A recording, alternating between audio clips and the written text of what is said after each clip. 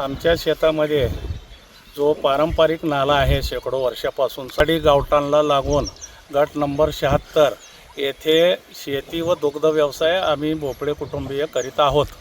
गेले 100 वर्षापासून हा दुग्ध व्यवसाय आहे। कुठल्या रस्त्यापासून आता महापालिकेने त्यांचा प्रस्तावित रेखांकन जे केलेलं आहे ते त्यांच्या म्हणण्यानुसार टोपो शीटचा आधार घेतलेलं त्यांचं म्हणणं आहे, परंतु टोपो शीटपासून खूप दूर अंतरावरून ते नालाचं रेखांकन केलेलं आहे आणि काम करण्याची सक्ती करत आहेत। त्यामुळे शेतीचे प्रचंड नुकसान होत आहेत।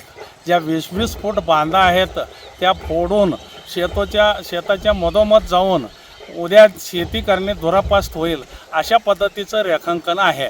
आमचं नियोजित जे पारंपरिक नाला प्रवाह आहे जो टोपो शीटमध्ये आहे त्यानुसार नेहण्यास आमची कुठलीही हरकत अडथळा नाही आहे आजही, परंतु आम्ही तो डेव्हलपमेंट प्लॅनवर दाखवलेला आहे। सप्लिमेंटरी डेव्हलपमेंट प्लॅन डिसेंबर 25मध्ये महापालिकेने शासनाकडे सादर केलेला आहे। त्याच्या कुठल्याही सूचना हरकती शेतकऱ्यांना विश्वासात न घेता केवळ सरळ रेषेत ठेवण्यापोटी शेतीचं प्रचंड नुकसान सर्वच शेतकऱ्याचं केलेलं आहे आणि उलट यामुळे खर्च वाढणार आहे आणि पाणी तुंबण्याची किंवा पाणी परत बॅक प्रेशर येण्याची जास्त चान्सेस आहेत।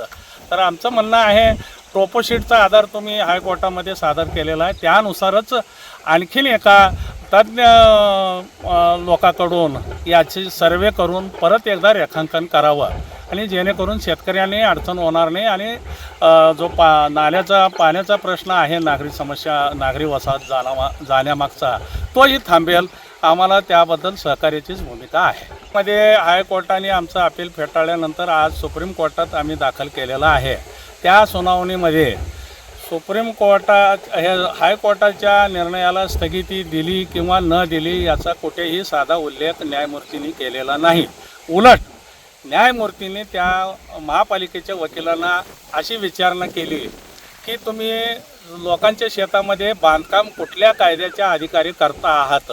त्यावेळी महापालिकेने उत्तर दिलं की आम्ही तिथं बांधकाम करणार नाही आहे, चारी खोदतो, पाण्याला वाट करून देतो, अशा प्रकारचं स्टेटमेंट ह्या महापालिकेच्या वकिलांनी दिलेलं होतं।